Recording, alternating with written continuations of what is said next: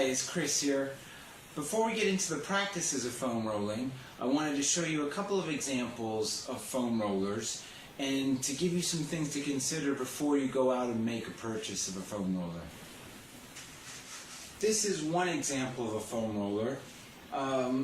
It is, as it sounds, just a lump of foam that you can position your body over and manipulate your body to create pressure points and release muscle tension.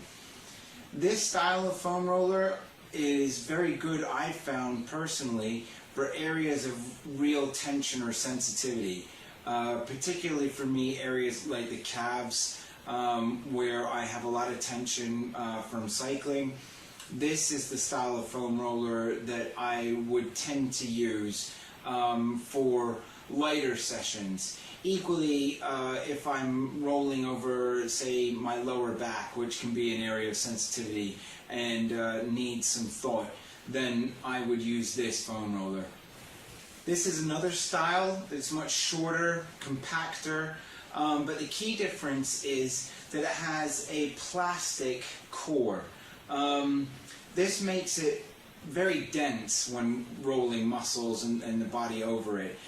Equally, it has two forms. Here you have kind of knobbly bits, which reenact knuckles and fingertips in massage, and then these are flatter parts here, which kind of enact palm movements in massage.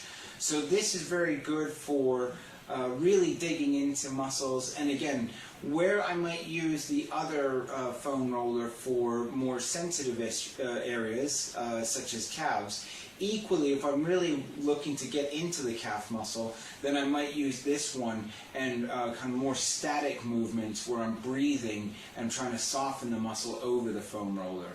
I could also use this for areas of deep muscle tissue, such as the hamstrings and quadriceps. But a key consideration when thinking about your foam roller is, as I said, the density and also the types of areas that you're going to be using them for. How dense is the muscle? How much do you want to break those muscles down? Here I position the foam roller so that it's just above the left Achilles tendon. And as you'll see, my hands are supporting my weight and I'm moving left and right, rotating at the hip as I work my way up the calf muscle. This allows me to work across the muscle as well as working down the muscle, thereby releasing more tension and by breaking up any tense areas that accrue mainly during cycling, but as well as running. For the purpose of these videos, I'll be demonstrating this foam rolling technique on one side, but in your actual practice you would do both sides. I've also applied quite an advanced technique there by placing my right foot over my left. Here I am moving into a gentler position by placing my right leg by the side of the foam roller, and this eases off some of the tension. This was a style that I was doing when I first started. Here I've moved up into the hamstrings and I've immediately gone into a more advanced technique there. Once again, the weight is being supported by my hands and I'm moving left to right. The hamstrings are dense muscles that take on a lot of load during the day, and for me it's an area of a lot of tension. I have to work quite hard. You'll see me breathing a lot here. That's a technique that I would certainly advise when you're first starting out, spending a lot of time really breathing and releasing the tension. Again, here I've eased off the pressure by putting my right foot next to the foam roller and I'm moving down. Again, if it's hurting in any way, if there's any pain, do stop. Here we are moving into the glutes.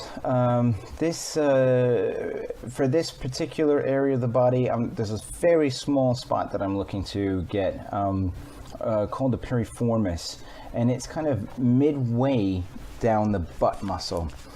So if you were to take your knuckle and just kind of sit underneath the sit bone, you you possibly can trigger it. It's a very sensitive area.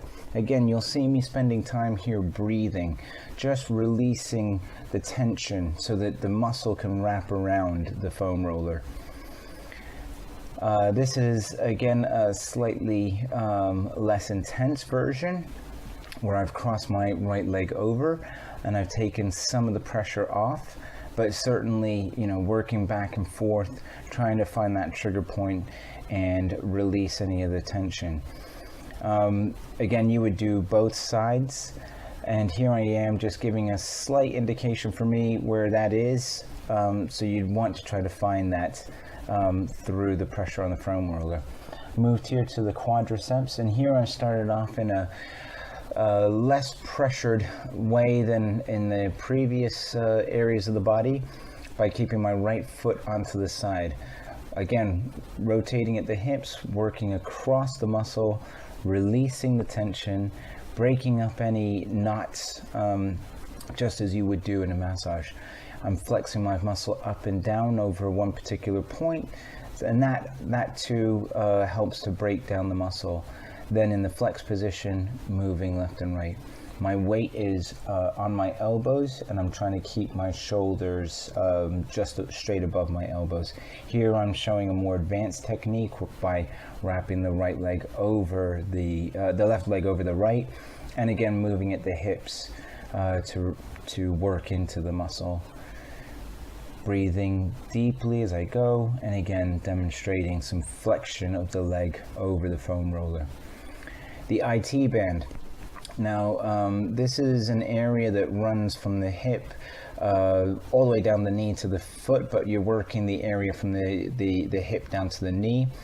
I'm leaning a little bit, sort of 45 degrees, so I'm not straight up and down on the foam roller, but my hips are rotated. Again, trying to keep my weight over my shoulder. This is quite an advanced technique there by placing both legs on top of one another. Rotating again. There you see me flexing the leg back and forth.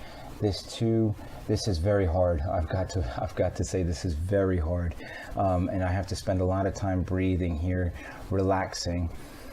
This is an example now, just taking off some of the pressure over the IT band and allowing me to work further into the muscle.